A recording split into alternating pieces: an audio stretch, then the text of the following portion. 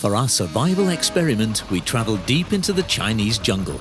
Our reporter Benedikt Weber is making his way towards the border with Myanmar, extremely uncomfortably.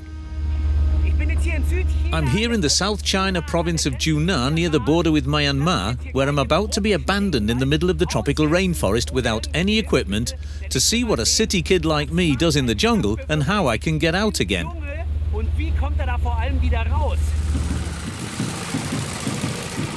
On increasingly treacherous tracks, he's been taken deeper into the heart of the Chinese jungle. A farmer named Anhepa is showing him the way. The idea is that Benedikt should find his way back to civilization from this dense forest. But he won't be completely alone. Genuine jungle expert Micha Leitzinger will be on hand to give him support. Micha's been travelling to and through tropical regions for some 20 years and knows all the dangers. This is the man my local friend here was taking me to. We've been walking through the rainforest for a few hours now, along a little track. 30 degrees and 90% humidity are taking their toll on our reporter already. All I've got with me is this hat. Fine, but I've got a few things too. Firstly, a mosquito net. Misha, that's for wimps though, isn't it? Not at all. You can get malaria here. It's not a dangerous strain, but we have to protect ourselves, so it's better to sleep under this at night. A very sharp knife to set up camp and to light a fire and to get food from our surroundings and perhaps even to defend ourselves against dangerous animals. Do we know if there are any? Can't really say. Sounds exciting so far. The track ended back there, so now we're off into the jungle. Right, I'll lead the way. Almost 10,000 kilometers from Germany, the two begin their journey back to civilization. About 3 days' walk from their current position in a northwesterly direction, there are some villages. Will they find them? Without a map or compass and just a mosquito net and a knife. The most important thing first, water. There's plenty of it in the jungle, but it's the quality that counts. Can we drink the water? Yes, we can. I don't think there are any villages up there.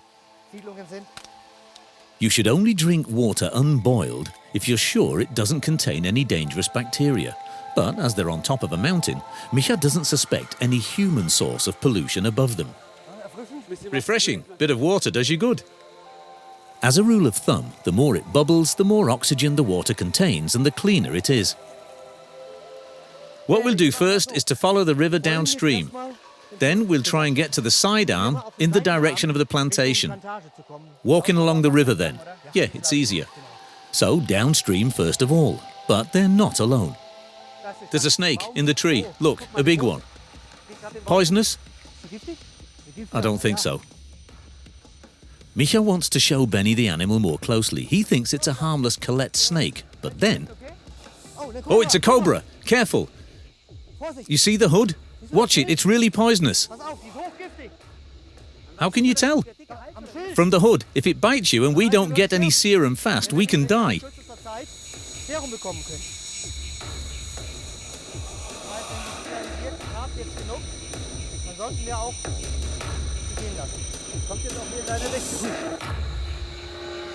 We were lucky there. Could have been very different. In Southeast Asia, cobras are among the most aggressive poisonous snakes, but they're by no means the only ones. There are bamboo vipers here, you find them hanging in the trees. There are krites too, which are poisonous, but not aggressive during the day. And then there's a black snake, a viper with a red spot on its neck. You have to be very careful with that one.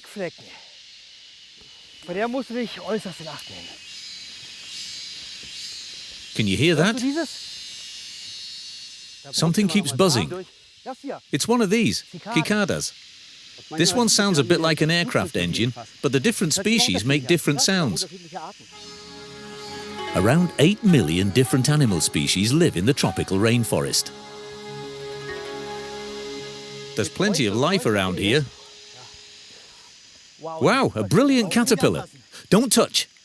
All caterpillars with signal colours are dangerous. These long hairs make your skin itch. And if it gets into your eyes, you can go blind, so be very careful. It's the colourful fauna that's often the most poisonous. Therefore, you should only touch plants and animals that you know for certain to be harmless. Benedict, wait a minute. What's that? A honeycomb? A honeycomb from the Asian dwarf honeybee, the world's smallest honeybee. Can we just eat it? Yeah, delicious. Honey on a stick. Honey is 80% sugar and therefore an ideal source of energy in the jungle. There are also tiny larvae in the comb, rich in protein. It's now 5 p.m. Close to the equator, night falls early and suddenly. The two haven't got very far, so it's about time they found shelter for the night. Right, I'd say we should clear a space here and set up camp for the night. But again, something moves in the grass. Look out, give me your stick! Another cobra. Micha immediately decides to catch it and Benedict has to help. Benny, you got it? What are we going to do with it? We can't sleep here anymore. But we can eat it tonight.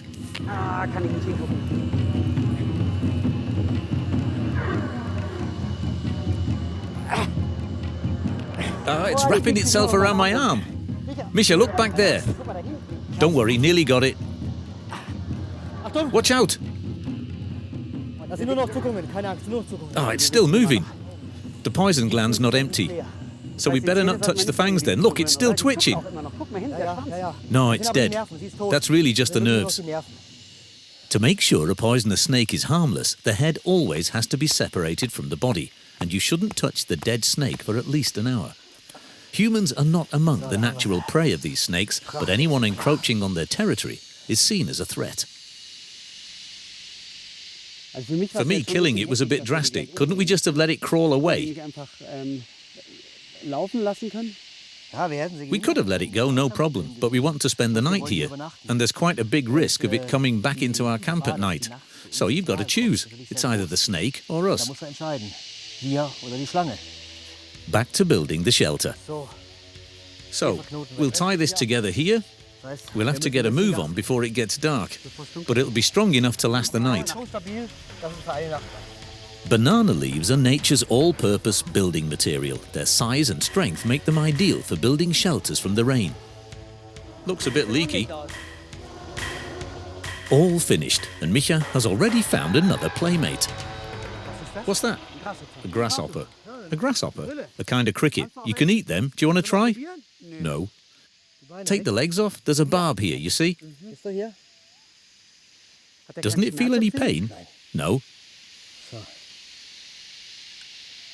Oh, it's crunchy. Delicious. Tastes sweet. I'll believe you. But for our reporter, there's no escaping the snake for supper. So they can roast it, the two men have to build a so-called bamboo fire saw. Divide up the tinder. That's right. Wonderful. Here's the hole. Okay. And now, rub, rub, rub. Now blow on it. Lift it up to head height. Quite a sweaty activity. Can you smell it? Yes, I can, but I can't carry on. Benedict is just about to give up, but then... Now!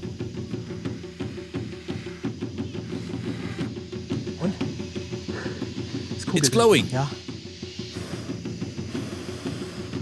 Micha blows on the embers to give them more oxygen, and then...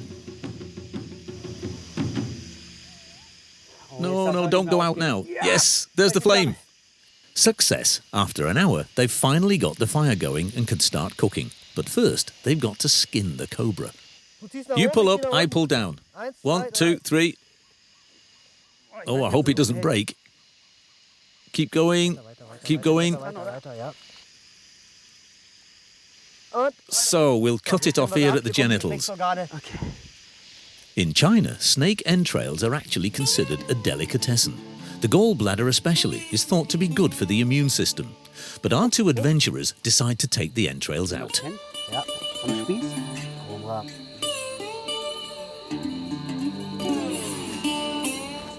Couldn't this delicious smell attract other animals that we might not want to have around here at night? Maybe. Try and get some meat off it. Tastes a bit like veal.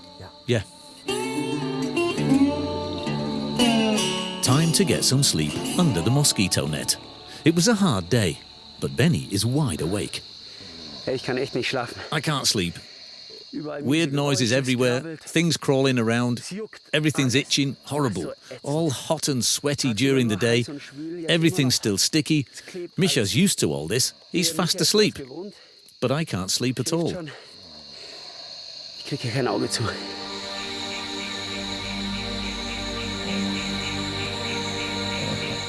Day 2, 7:30. Time to get up. The first night in the jungle has certainly made its mark on our reporter. Misha, on the other hand, is fit and well. He is a professional after all. Really bad night. Don't think I slept at all. Not the best preparation for another day's march through the rainforest. The two men decide to freshen up first, but without soap or toothpaste, it's all a bit basic. But our reporter did want a jungle adventure. Will he be able to stand it? I'm slowly waking up now, so is Benedict. It's a bit hard for him, but he's doing well.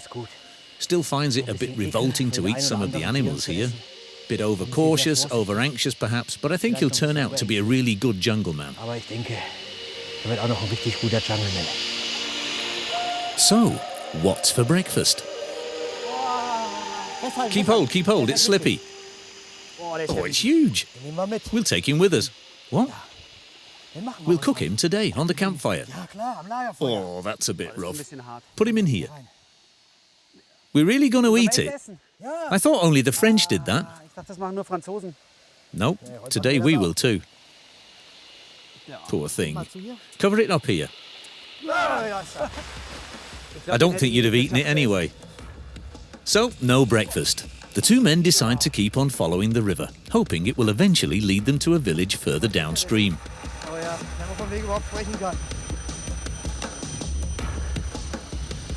To be honest, down there, it doesn't look like there's much point following this river anymore. Let's get out here. Was worth a try. Can we get up here? They've now ended up in a kind of ravine and can't get any further, so they'll have to try and climb out. Easier said than done in this mud.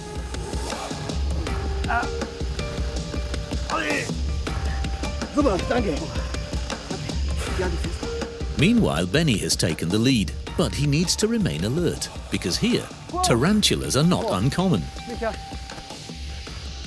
Won't it bite you if you touch it? They will bite, but they're not dangerous for humans. If they do bite you, it's a bit like a bee sting. Don't make any fast movements. It really won't do anything. Like I said, just keep calm. I'm completely calm, no hectic movements. Oh, it's really light. It tickles a bit, so let's put it back and leave it there. Nice to know things like that live here. As the search for breakfast continues, demands become more modest. What's this here? That's a banana tree. These are the roots. There are small wild boars here that love these roots, and they dig up the dirt and try to get at them. We've scared them off. Oh, there's some bananas up there. Ah, green bananas. Perhaps there's a banana flower around somewhere. You can eat them too.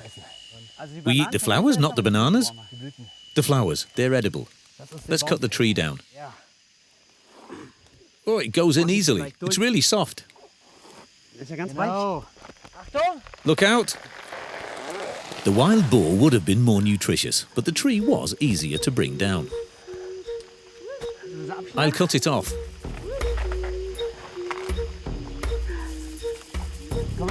Pull it further down. Breakfast at last. But how do you eat a 40-centimetre banana flower? Misha wants to use a piece of bamboo as a pot to steam their breakfast. But in one piece the flour won't fit in, so Benedict has to chop it all up.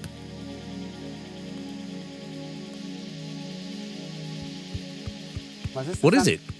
Home-cooked banana flour? A la bamboo. And why doesn't the bamboo burn? It's green. Before it burns out, our breakfast's ready. While the bamboo's moisture content prevents their breakfast from burning, the two adventurers are once again surrounded by countless exotic forms of life. 45 minutes later, breakfast can be served. Admittedly, it did look much better before it was cooked.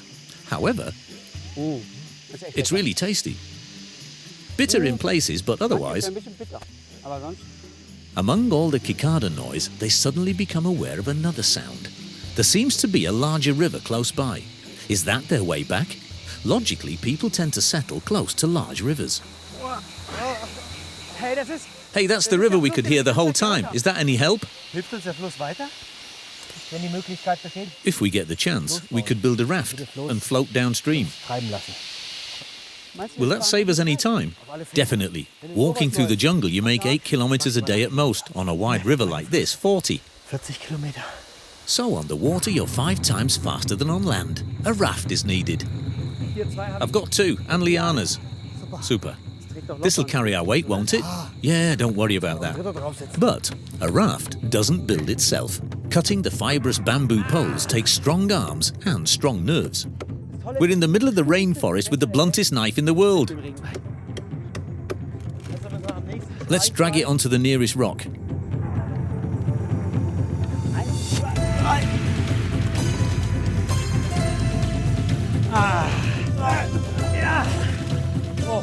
You're sure it'll float? I'll be sure when we're sitting on it.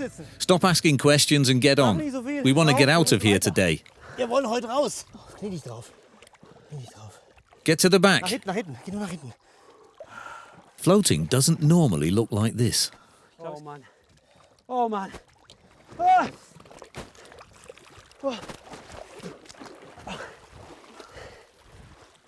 Misha, wait a minute. Luckily, our 2 jungle explorers have got all their swimming badges. But what kind of animals can they expect to find in the water? Are there crocodiles here? There are lots of alligators, but as far as I know, not round here. Let's hope Misha's not mistaken. There's something there. What? A snake? Or something similar. Oh, don't fall in now.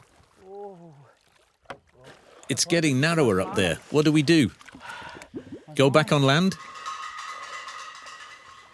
Let's get back on land. I don't believe it. After less than 500 meters, the journey's over. Rafting in a rainforest, stupid idea. So, no way out in sight on day 2 either. Let's set up camp. Where? Not on the ground, it's too wet. We'll build a platform here and sleep on that. With a few strong branches. But we'll need a lot of wood. Yeah, that's true, but before the ants start eating us, there's plenty of wood here anyway. Oh, what fun. Collecting wood yet again, but it is better than having giant leaf-cutter ants crawling into his clothes. Are these good, or do we need stronger ones? No, you can just pull them apart like this. And now, tie them all together. For a shelter with no ground contact, you first need a base.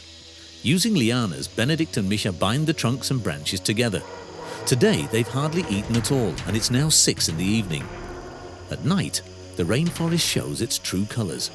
Most animals are nocturnal and are now coming out to hunt. So they need to finish the shelter and light the fire, as this will keep the wild animals away from the camp. After 3 hours, the job's done. Promise me one thing. We'll get out of here tomorrow. I'll do my best. Good night, Misha. I'll try and get some sleep. A few hours at least. Should we close this? Definitely. Mosquitoes don't sleep at night. Something they have in common with our reporter. He sat up half the night in front of the shelter. These cicadas are really getting on my nerves. Last night was a bit quieter, but as soon as it's light, you can't imagine the noise. The fire's out and the insects here are unbearable. I need some water. Let's get going. Instead of a morning wash and breakfast, the day starts with a walk. Back at the river, they continue to head downstream. We've got to go down. But they need to be careful. An injury now and the situation could turn critical for both of them.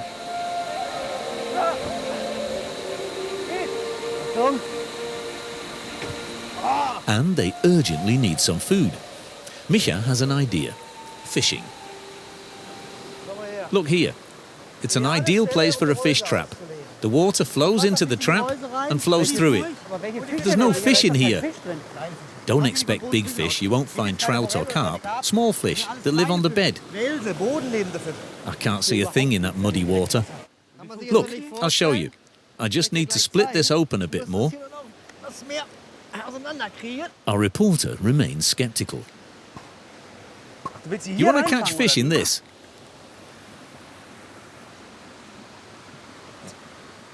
I wish I was that optimistic. I've had enough. Jungle's getting to you, is it? I've got you a nice flower. Very nice of you. Even today, the locals still catch fish using this method. Let's hope the river brings them a bit more luck this time. Another failure would destroy their morale completely. So we've just got to wait. After an hour, Micha takes the traps out again. Let's see what's in here. What's that? A small catfish. Not very big. No. Come here. No, not alive. It's like sushi. You eat sushi too, don't you? Yeah, but that's all cut up nice. So we've eaten one. Here's a few more. At least it's something to eat. I'll take them to the fire. At least that's the plan. Are you okay? A sprain?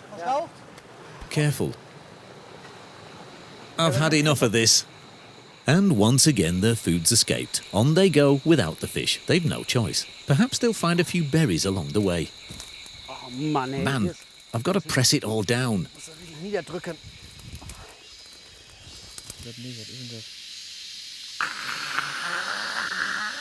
Does it bite?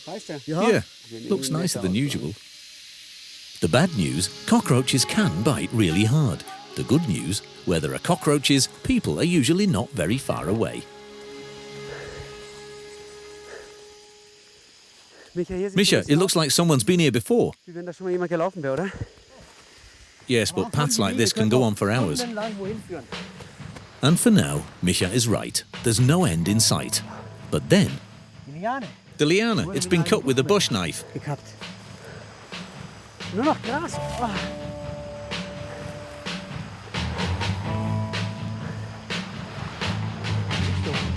Here's a clearing. We've done it.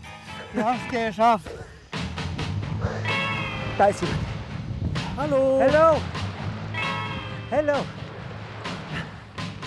Hello. Hello, have you got something to eat for us? Something to drink?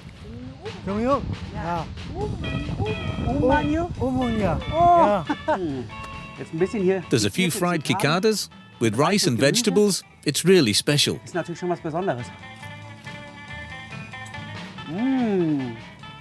Our trek through the rainforest was really worthwhile. Definitely.